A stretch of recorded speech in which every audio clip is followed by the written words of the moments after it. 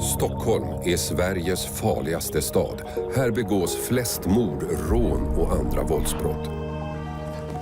1300 poliser arbetar i yttre tjänst här och under våren och sommaren 2017 har vi fått följa ett antal av dem som jobbar i några av de mest brottsutsatta områdena. Södertälje, Rinkeby, Södermalm Öppna dörren, annars kommer insatsstyrkan bryta dörren! och Botkyrka.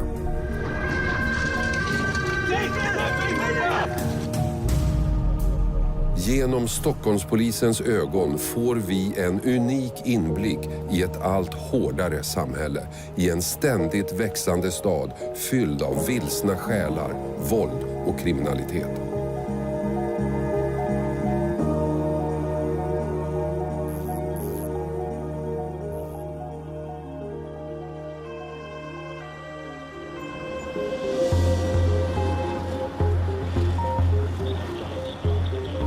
Arbetet som polis handlar inte bara om att bekämpa brott utan också om att ta hand om människor som mår psykiskt dåligt. Ja, jag förstår det. Ta det i ditt tempo då. Får jag prata lite med dig? Är det okej? Det är jätteroligt. Ibland behövs polisens hjälp för att förhindra att människor som lider av psykisk ohälsa skadar sig själva och eller utgör en fara för andra.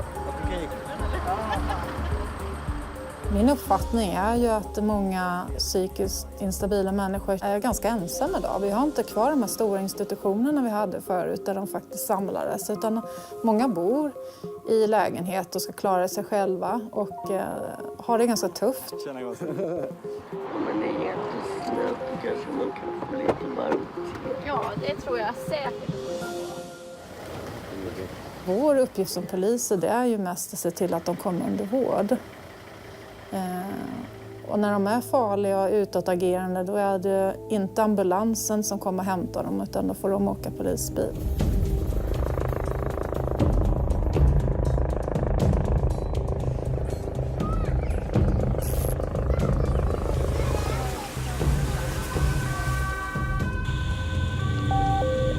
En misstänkt våldtäktsman blir jagad av allmänheten i Tallkrogen. De har sprungit in på ICA. Kom. Ja, du är på plats och det är talet som håller på. Vinkar här, pekar in mot ICA. De verkar hysteriska. Vi får se vad det landar i. Kom.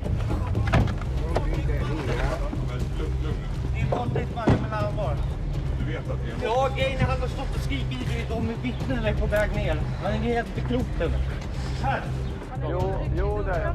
Ja, vi förstår, men försök att ta det lite lugnt. Det är vi här. När vi kom hit så är de personer som har jagat honom väldigt upprörda och pekar in i butiken och extremt uppe i varv. Kom här. Och sen så kom vi in och så ser jag honom väldigt svettig, jättestressad.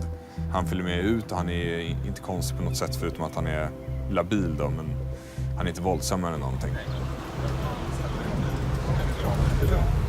Jag känner mina brott, ni behöver inte jaga mig. Det räcker i jävla fältet. Var tyst istället, var tyst. Var tyst Ja, här. jag ska Var tyst. Kan du vara tyst? Du behöver inte skrika på honom här. Hörru, ta det lugnt. Ta det lugnt. Då vill jag prata med er här borta.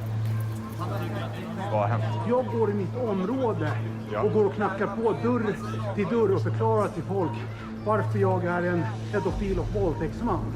Är du det eller är det så att... Alltså vi kan säga så här. Jag uppfattar dig som att nu är inte du normalt tillstånd. Nej. Har du tagit någon narkotika? Nej, jag har sprungit. Har de våldtagit? Nej, han har varit och skrikit och bankat på dörrar. Ja. Skrek det att han skulle våldta ett barn innan kvällen? Ja. Vem skrek han där till?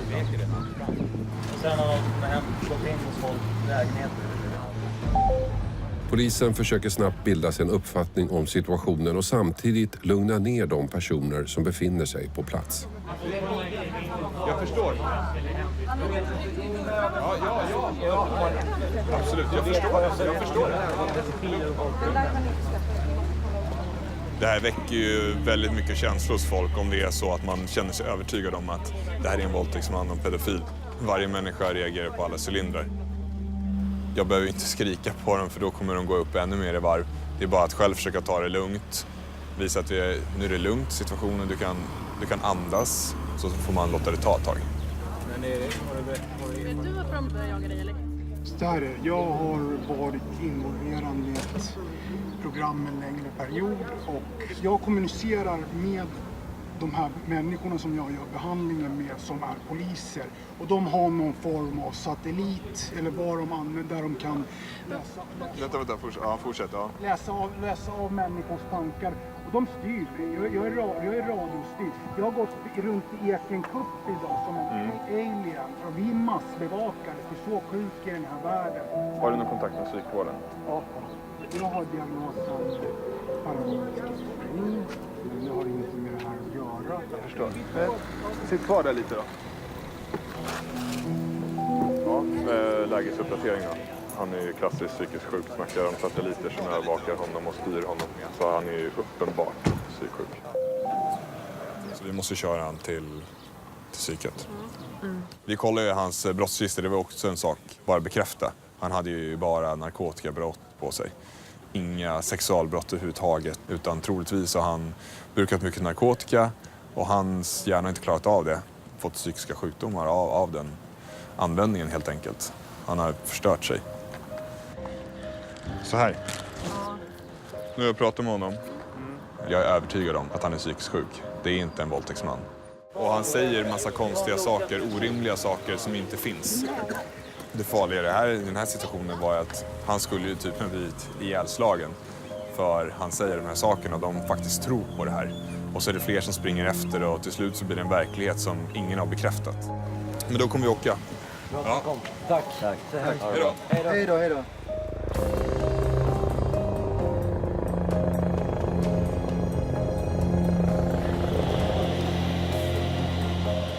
Jag skulle vilja säga att det är väldigt vanligt jobb att vi åker på folk som inte mår bra. Allt ifrån att man vill ta sitt liv till att man ser saker. Jag tror det är många som mår dåligt. Det är ju väldigt tabubelagt att prata om. Have you been in a depression when you're feeling sad? Yeah. Många gånger så kan inte polisen hjälpa, även om vi vill. Det är inte vi som är beslutsfattare, men det är oftast vi som står inför de här tuffa dilemmana vad vi ska göra med personerna. Backa lite till. Det finns ju personer som vi stöter på som skriker efter vård. Vi känner oss lite hjälplösa. Vi kör dem väldigt ofta då till Sankt Görans psyk. Det är fler och fler som mår psykiskt dåligt. Det visar Folkhälsomyndighetens mätning från 2016. I Stockholms län är det så mycket som 16% av befolkningen som har ett nedsatt psykiskt välbefinnande. Ja, här har vi då en tjej som har ringt polisen och sagt att hon egentligen vill ta livet av sig. Personer som mår psykiskt dåligt, det är en stor del av vår vardag. Vi får åka och hämta väldigt många personer i sina bostäder när de mår dåligt. Vi träffar på dem i olika miljöer på stan helt enkelt. Känslan är att det är väldigt många som mår väldigt dåligt i samhället idag. Hej, hur mår du? Inte så bra. Men du vet också hur det går till. Jag åker dit, ni tar in mig och släpper mig. Du vet ju också. Det börjar bli fullt på vårdplatser, det börjar bli svårt att få vård. Vilket gör att vi får ofta returjobba. Att man får åka gång efter annan och köra in dem och försöka se till att de kommer under vård. Vissa problem är oerhört svåra att lösa och då får vi får acceptera att vi får vara den delen som fixar det här akuta hela tiden. Liksom.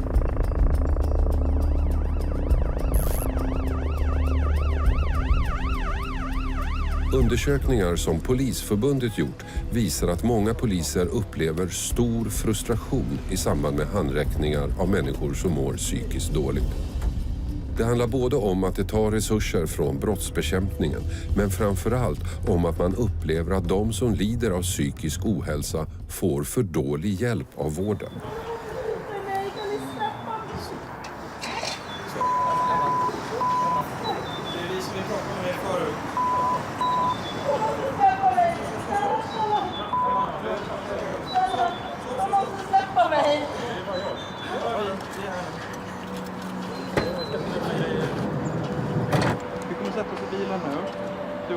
Vi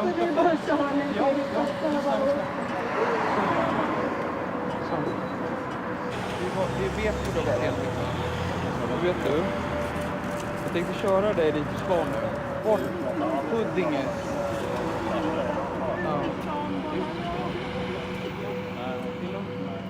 Hon längs största vägen. Södra sjukhuset sa att det är inget fel på henne. Sankt Göran vill inte ha att göra med henne. Och hon har inget hem. Och vi frågar helt enkelt var hon vill åka. Och då säger hon Huddinge sjukhus och då kör vi henne dit. Men vi vet ju att det kan ju bli stor chans att det blir samma grej där.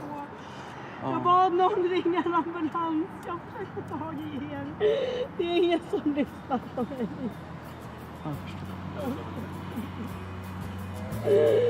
Orkar inte. Du kan vila nu, liksom bara blunda så kör vi dit. Okej? Andas nu. Hon vill ha hjälp. Men som sagt, där kan tyvärr inte polisen hjälpa henne. Utan det är ju vården. Och då blir det här problematiska att vi står där och inte kan göra något. Tyvärr. Lycka till. Ta hand om dig.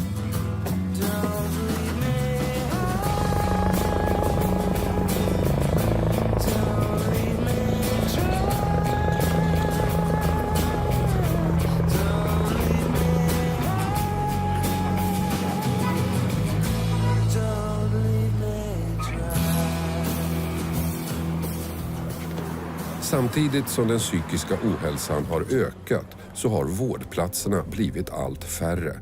På drygt 20 år har 70% av vårdplatserna försvunnit inom psykiatrin i Sverige. För polisen medför det att de i allt större utsträckning möter människor som mår psykiskt dåligt och att de lägger stora resurser på att hjälpa dessa till olika vårdinstanser. Tjena! Hej, hej! Hittar någon här eller? Ja, jag förstår. Har han pratat med någon eller? Nej, ingenting. Det som händer är att vi ser människor som påkallar vår uppmärksamhet, vinkar fram oss. Och det visar sig att en ledig poliskollega då har påträffat en man sittandes på gatan. Hon får inte kontakt med honom. Hej! Kristoffer heter jag, från polisen. Allt okej? Är det okej?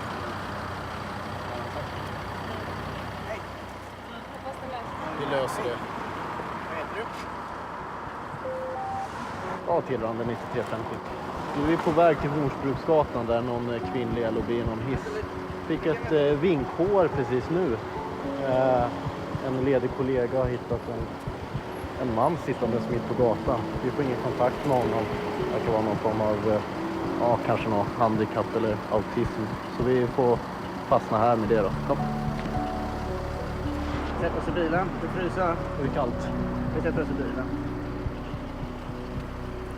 När vi sitter med honom i bilen så vill jag få reda på vart han kommer ifrån. Har han varit på ett sjukhus eller bor han kanske på ett hem?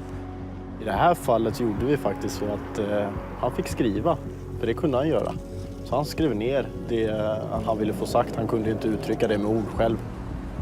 På det sättet fick vi faktiskt fram ett personnummer och jag försöker förklara att socialtjänsten kan hjälpa honom vidare och se vart han kan få sova i natt. Så där tragglade vi oss fram lite verbalt och till slut så gick han faktiskt med på det.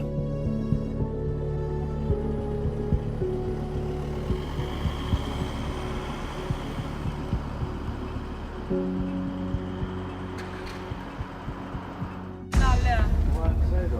Ingenting. Ja, vad var det ditt ansikte? Jag har fått i mig någon jävla skit. Hon behöver ju vård för sitt missbruk. Speciellt om man sitter och halsar handsprit. Men de värsta ska komma tillbaka! Han återupplever kriget från Bosnien.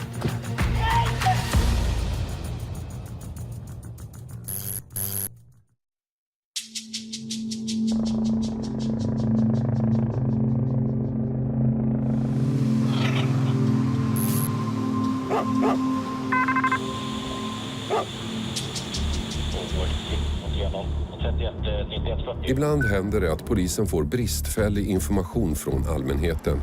Det gör att det kan vara svårt för dem att bedöma en situation, vilka de inblandade är och vilken typ av insats som behövs. Hon satt där inne. Ja, men tack. Tack. ska vara en blodig kvinna här inne. Någon anonym inringare. Jag har ingen information. Jag kollar här nere bara. Nej.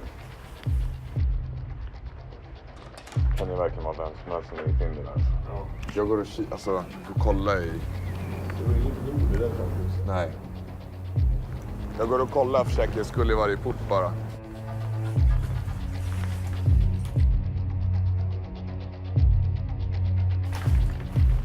Men också tomt.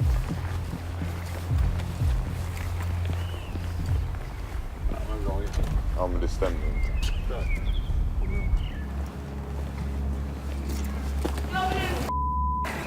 Hej! Vad är det här? Min hund är inlåst med de här grabbarna här och min hund är... Vad är det för dig då? Ingenting. Man sliter av med nyckeln och i garderoben. Okej. Ja, vad var inte ditt ansikte? En deklam. Vad sa du? Ingenting. Säg. Kan ni hämta ut min hund? Ja, vi kan hjälpa dig att låsa upp. Men vad händer i ditt ansikte? Du skadar i ansiktet. Nej. Efter att poliserna har hittat kvinnan har de svårigheter med att identifiera henne och att avgöra hur hon egentligen mår. Det är extra problematiskt eftersom det verkar handla om en kombination av psykisk ohälsa och missbruk. Från början. Är du säker på det här med hunden eller? Ja. Du är säker på det? Ja. Klockan har tagit min hund. Och... Vilken lägenhet? Jag kan inte säga det. Jag var här för någon. Ni får plocka ut... Nej, Hej, hej. Jag lägger alltid på... Tack så mycket. Är det här någon kvinna du känner igen? Nej, okej. Tack. Ja, vad tror du att lägenheten ligger? Jag vet inte. Jag har aldrig varit här. Fan vad stor den är.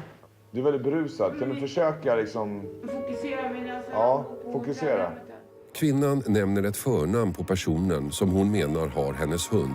Och när polisen kontrollerar vilka som bor i huset får de träff på en lägenhet.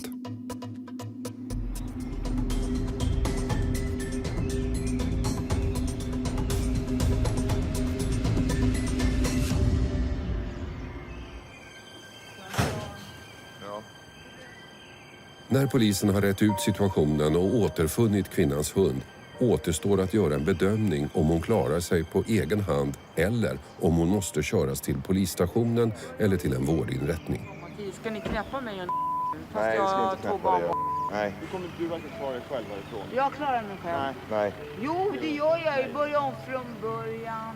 Och Wallenbo. Det funkar inte. Det här är inget bra. Du har en hund att ta hand om också. Ja, men därför ska ni... Men du skärper dig inte. Jag skärper mig ju. Jag fyller 57 dagar. Jag är tvillingtjej. Så, nu kan du sätta det där. Vi kommer lobba henne och vi kommer ta med även hennes hund då till Västberga. Det är inte skett något brott. Märket hon har i pannan är leverat blod sedan tidigare. Hon har säkerligen dammat eller någonting. 9110 kommer åka hit och biträda oss. Kom. Ni är jättegullig. Hej. Han heter... Han verkar vara väldigt fäst i henne. Hoppa in den i våran bil annars då. Nu blir det stationen. Det är lika bra att de åker i bussen där. Får en plats båda två. Slipper hunden bli orolig. På polisstationen görs ytterligare en bedömning för att avgöra om kvinnan ska omhändertas över natten för att nyktra till eller om hon ska tas till en vårdinrättning.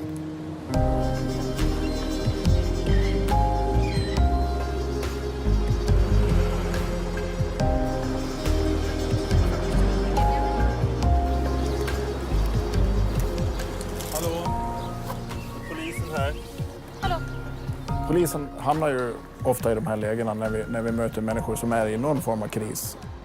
Men i vissa fall måste polisen bedöma om är det här psykisk ohälsa eller är det berusning av något slag, påverkan av medicin som de inte ska äta eller annan narkotisk preparat och sådär. Då får vi ju hela tiden bedöma vad det här kan handla om då. Och vilken inrättning som vi kan föra den här personen till passar bäst. Är det så mycket jag vill ha hjälp till Maria nu? Du vill ha hjälp till Maria? För polisen finns det 3 instanser att välja mellan och det är beroendevården, en psykiatrisk vårdenhet eller häktet. Det är inte ovanligt att de personer som polisen möter har en kombination av problem med missbruk och psykisk ohälsa. Och det gör att det kan vara svårt för polisen att avgöra vilken vårdinstans personen ska till. Det kan ibland vara hur svårt som helst att göra de här avgörandena, vilken lagstiftning som passar bäst just för stunden. det går ofta hand i hand, håller jag på att säga. Du har en psykisk ohälsa på grund av ett missbruk kanske. Eller du fick ett missbruk på grund av din psykiska ohälsa och sådär. Och den här gången så blev det för mycket helt enkelt. Så att du är för berusad för att ta hand om dig själv just nu.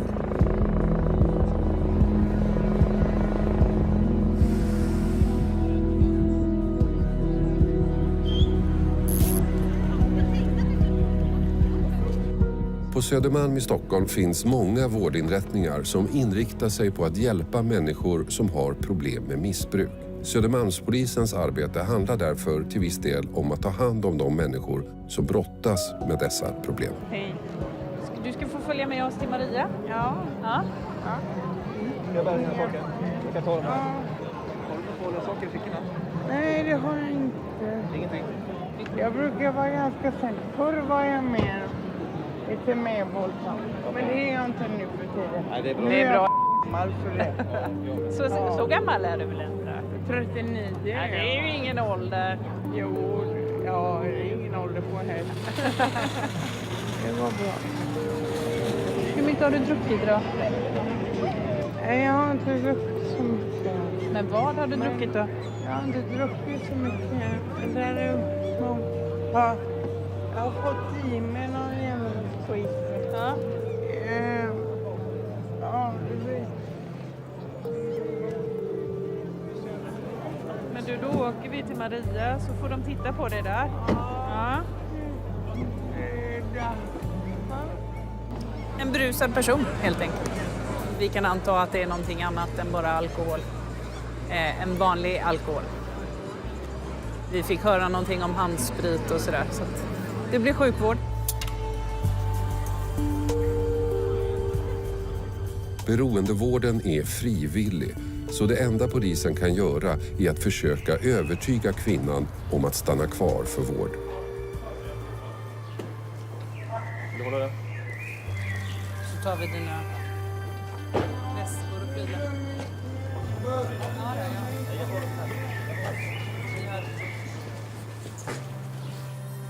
Den här personen ska ju inte låsas in i en arrestavdelning, för där hör inte hon hemma. Hon behöver ju vård för sitt missbruk, speciellt om man sitter och halsar handsprit. Så då hjälper vi henne hit, helt enkelt. Och sen får vi hoppas att hon kvarstannar här och får det hon behöver. Nej. Ja, och så här. Lyssna på mig. Du satt på en parkbänk. Kunde inte ta hand om dig själv. Nej, men det har blivit lite bättre. Vad hände? Kommer inte ihåg. Nej. Kommer inte ihåg. Ja. Varför vill du inte stanna kvar? Nej, min kille vill inte ihåg. Och nu ska jag bara hitta det. Det var dumt. Det här är ju här du kan få hjälp, eller hur? Ja. Skulle legat här. Sovit några timmar och sen. Nu är det som det är. Och du vet de där blomlådorna och så. Dåligt alldeles nyss. Ja. Ja. Men vi jobbar hela kvällen. Ja. Ja, ser vi dig dricka någonting mer. Ja. Då kör vi dig till en annan vårdinrättning. Ja, det vet där du inte jag. kommer ut. Nej, det vet jag. Ja.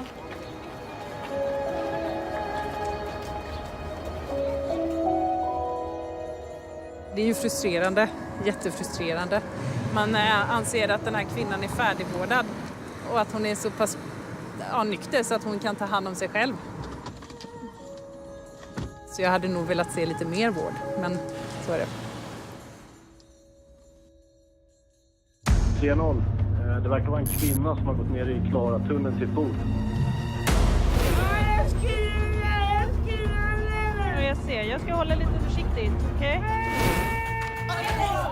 Men de värsta ska komma tillbaka! Han återupplever kriget från Bosnien.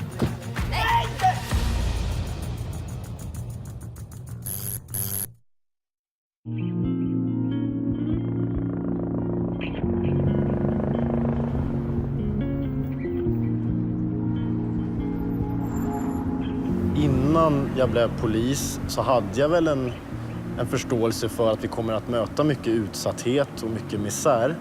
Sen nu i efterhand när jag har jobbat några år känner jag att den psykiska misären som folk lever i, den är väldigt utbredd och mycket större än vad jag trodde. Det är ett mörker som inte kanske allmänheten vet om. Det är ingenting som skrivs om i tidningarna. Men som vi inom räddningstjänst och polis, vi möter väldigt mycket av. Igår var en sån dag. Det var en händelse som gick ut som att en man ville döda sin fru och sina barn. Vi bryter upp en lägenhetsdörr i tron om att det pågår ett dödligt våld mot barn i lägenheten. När vi kommer in så visar det sig att familjen är oskadd.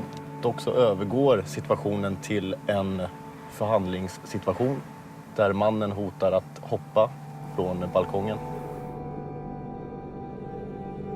99 gånger av fallen så går de här situationerna bra när vi förhandlar.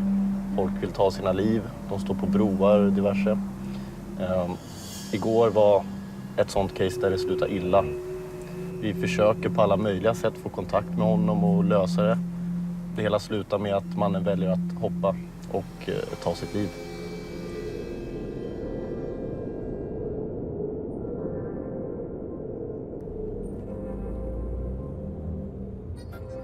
Det är fruktansvärt.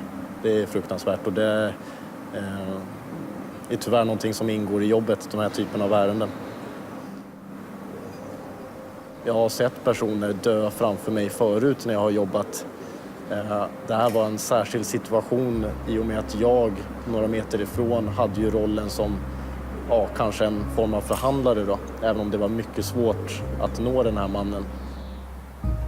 Så att, det var tungt. Men nu är det en ny dag. Nu är det en ny dag. Nu ska vi jobba. Nu ska vi vara färska i huvudet och kunna hantera den här dagen på bästa sätt. Allt fler söker vård för psykisk ohälsa i Stockholm. Det är flest kvinnor som söker hjälp samtidigt som självmord är vanligare bland män. År 2016 begick 200 män och 94 kvinnor självmord här i Stockholm.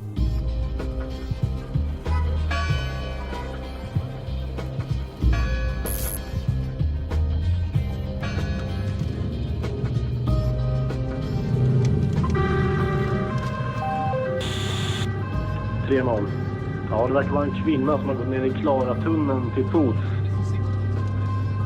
Södergående från Sveavägen.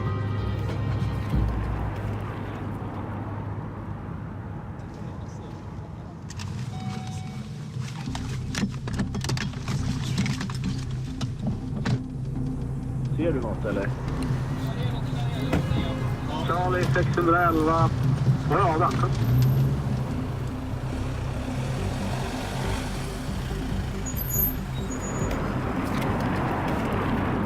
Vi kom körandes här, skulle upp i tunneln då. Ska upp på Sveavägen. Då ser vi en kvinna som är gåendes i tunneln med rullator då. Okej. Nu hade vi tur. Nu var det en allmänhet då, eller vanliga människor som har plockat upp kvinnan och förstått själva att det här är livsfarligt. Oj. Hörru, vad gjorde du ner och traskade där då? Nej, jag hade beställt färdtjänst. Ja. Ja. Och jag har sagt ifrån och det står att det ska inte vara jag åker inte i tunnlar. Och den här färdtjänstchauffören sa nej, du behöver inte åka i tunnlar. Jag vet jättebra vägar. Och så kör han direkt in i en jättehemsk tunnel. Men vad skulle du ner och traska där i tunneln? Nej, jag skulle ju inte vara i en tunnel. Du vet, i den tunneln där är ju livsfarligt att gå. Alltså, folk kör väldigt fort. Och... Det är väl i alla tunnlar. Ja.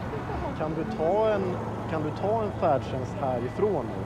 Det vet jag inte, för han tog kortet. Och jag måste ha ett färdtjänstkort. Ja. Då tjänar han ju pengar fast han inte har kört med. Till slut får polisen tag i taxichauffören och kan återlämna färdtjänstkortet till kvinnan. Jag förstår. Häng kvar en sekund. Visst har vi en ny taxi? På vägen? Ja, nej, men då släpper vi honom. Men han fick jobbet så att säga. Nej, men hon vill inte honom så att, ja. Vi gör så här, du kan lämna. Huvudsaken var att hon fick sitt kort tillbaka. Och hon åker med en annan taxi härifrån. Okej, ja. jag lämnar. Ja, men jättebra. Okej, det är bra. Ha det bra. Nu har den här kvinnan någon form av fobi som gör att hon kan inte åka i tunnlar. Hon fick panik när de kom ner i Klaratunneln och hoppade nästan själv ur taxibilen. Han var rätt chockad också, taxiföraren. Så det är det som har hänt. Nu får hon en ny taxi som ska köra hem henne utan tunnlar. Lova nu, inga tunnlar. Mycket bra. Okej. Får han fortsatt trevlig dag. Ja.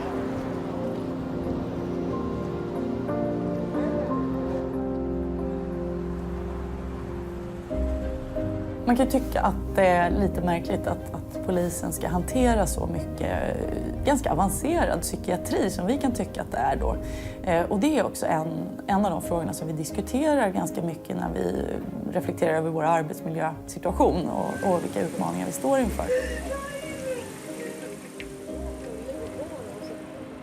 Vi försöker att jobba med kommunikation, vi försöker ju tala människor till rätta och inte i första hand rent fysiskt styra upp situationen. Så det handlar om mycket sunt förnuft och människokärlek. Det är så man landar i de här situationerna. Men det är en konkret utmaning i vår arbetsmiljö dagligdags.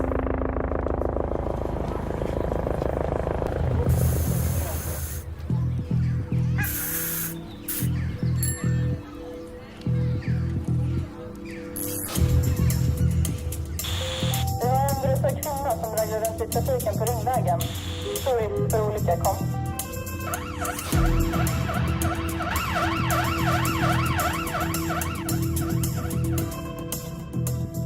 Är du polisen här? Ja, polisen här. Ja. Jag försöker hjälpa dig så gott vi kan. Ska vi försöka ställa dig upp? 1, 2 och... Ja, kom igen. Ett akut jobb. Folk har hållit på att köra på när det var jättenära. Så nu lastar vi henne och hon behöver ju vård. Nej! Har du tagit några droger? Jag skriver Ja, jag ser. Jag ska hålla lite försiktigt. Okay? Till skillnad från beroendevården som är frivillig har polisen rätt att tvångsomhänderta och köra en person med allvarliga psykiska problem till en psykiatrisk akutmottagning. Ska vi försöka få in benen? Om vi får in kroppen kan jag in och dra. Du går in och dra.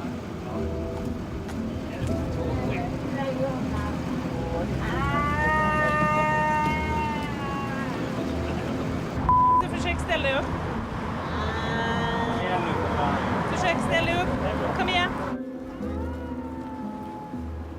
Lite till med benen där. Perfekt. Så. Polisen anser att kvinnan är i stort behov av vård och beslutar därför att köra henne till Sankt Görans psykiatriska akutmottagning enligt LPT 47, lagen om psykiatrisk tvångsvård. Vi säger till att ni åker in, så ringer vi till VB för beslut. Hej då. Det här armbandet, var kommer det ifrån? Den här damen var utskriven här för några dagar sedan. Var förvirrad även då. Men de värsta ska komma tillbaka! Han fick på sig en så kallad spotthuva. Han återupplever kriget från Bosnien. Vad betyder det bara? Jag går till...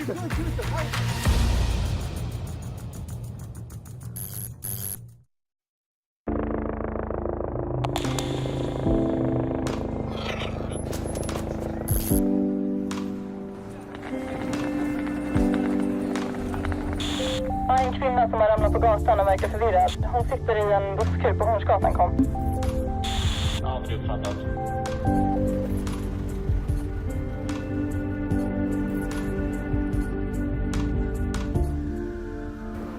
Hej! Linus heter jag. Vad heter du? Vad sa du? Hur mår du? Inte så bra. Inte så bra. Ja. Vad har hänt? Ja, jag vet inte riktigt. Nej. Vart har du varit nu då? I Tanto? Ja, okej. Har du någon legitimation på dig eller vart är du på väg någonstans?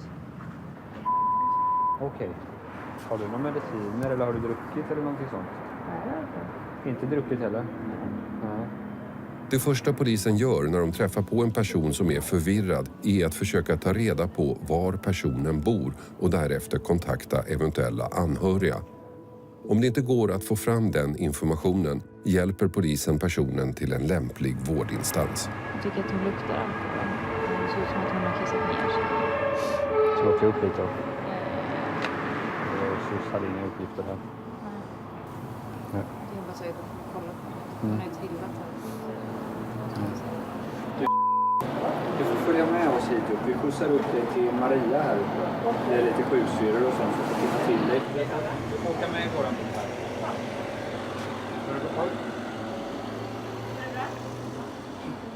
Du, men du har ju ett telefon. Det här armbandet, var kommer det ifrån? Från SÖS, tror jag. Från SÖS. Då kanske det är dit vi ska åka istället. Jag vet inte. Nej. Jag kommer inte ihåg, men det kommer inte vara. Jag förlorade medvetande helt enkelt. Ska vi ta oss ryggsäcken kanske innan vi sätter oss? Då kommer vi åka upp till SÖS och akuten som det ser ut nu. Hon säger själv att de kommer från Tantolunden. Men hon ser inte ut att ha kunnat gå därifrån själv i alla fall. Så vi åker upp dit och kikar. När polisen anländer med kvinnan till Södersjukhuset visar det sig att hon är känd för personalen sedan tidigare. Den här damen var utskriven här för några dagar sedan och var förvirrad även då. Och har ju lite svårt att hitta hem och det är väldigt långt ifrån där hon befinner sig nu. Så vi kommer skriva till socialtjänsten så att hon eventuellt kan få hemtjänst eller någonting sånt senare.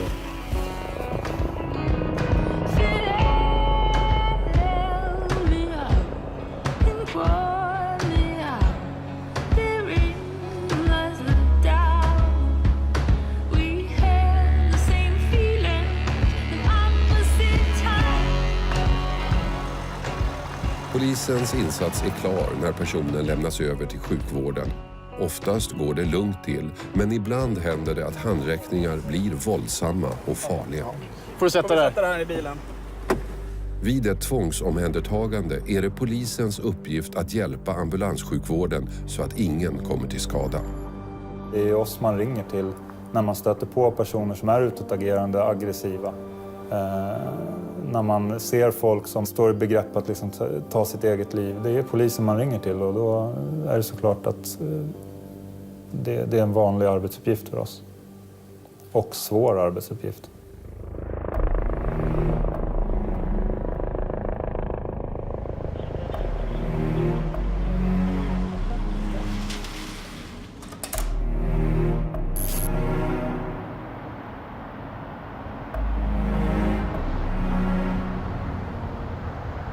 Det är en man som våra kollegor är hemma hos. Han har hotat med att ta livet av sig med en kniv.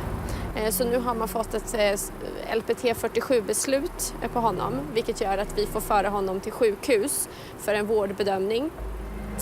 Och han förekommer i våra register sedan tidigare med våld mot tjänsteman som det heter. Så att vi kommer att biträda en annan patrull för att säkerställa att de inte far illa och att det går lugnt till.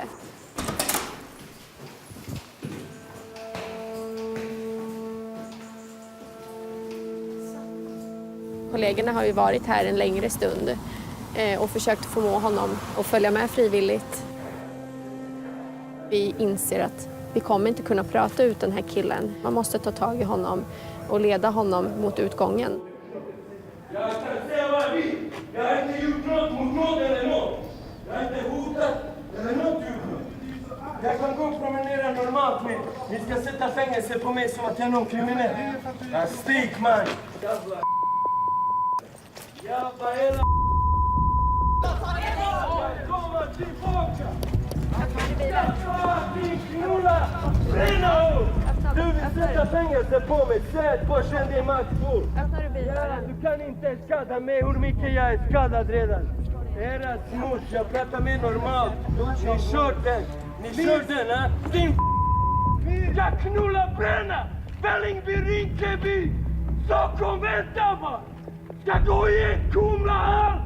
Dina armöver kommer tillbaka! Ska vi ta men de värsta ska komma tillbaka! Ja, jag går med det!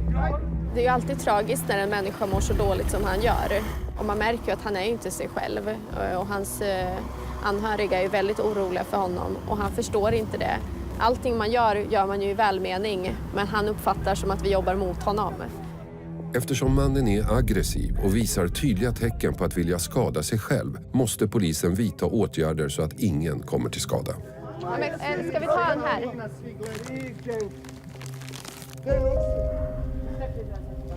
Nej! Ta det lugnt. Kolla vad du gör! Det är du! Kom.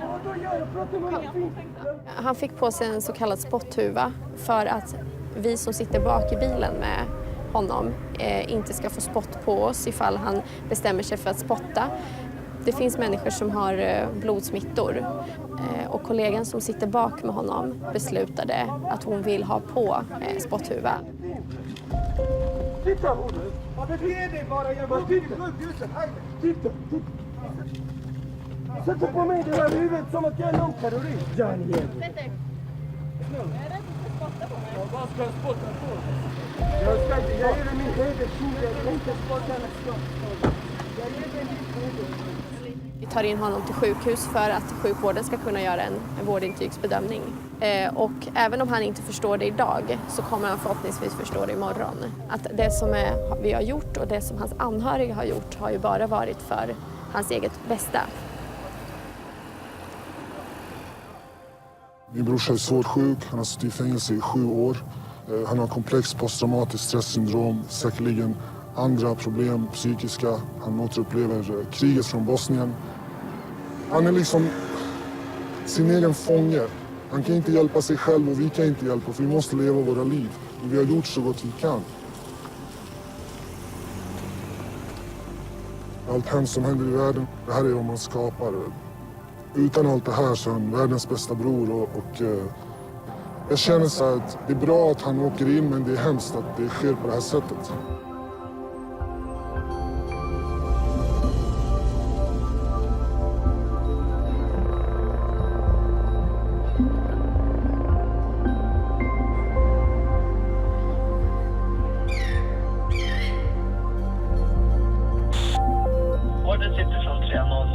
Den största maktlösheten som jag har känt har varit när man träffar människor som mår otroligt dåligt och man känner att jag vill ju säga till den här personen att det kommer att bli bra. Du kommer få den vård som du behöver för att liksom ta dig ur det här.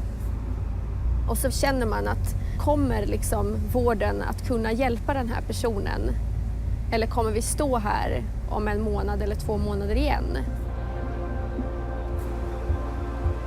Man går ju in 100% och sen så hoppas man verkligen att det man själv har lagt in kommer att ge utdelning till den personen. Och det kan vara en maktlöshet. För man vill ju mycket mer än vad man kan.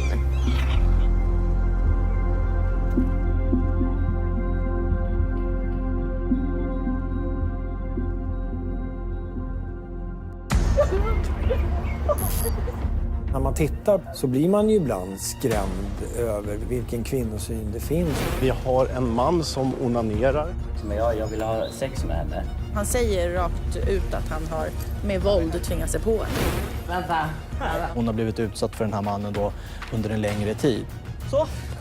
Det som är värst med jobbet, det är det man får se hemma hos folk.